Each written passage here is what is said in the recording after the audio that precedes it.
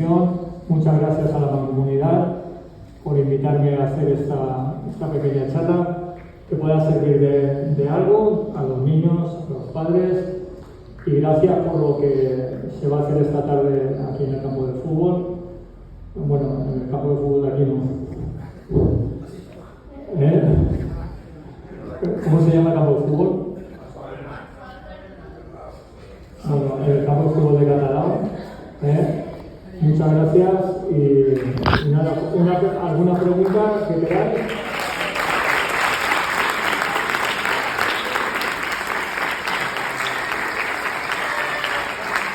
¿Alguna pregunta de los padres? ¿Alguna pregunta que sea cortita? Que son las 2:10 ya, ¿no? ¿Las 2 en punto? Vale. ¿Alguna pregunta?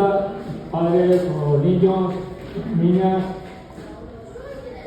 Y 3. ¡Ay, qué fluidez, ¿no? Venga, una otra vez. 1, 2 y 3.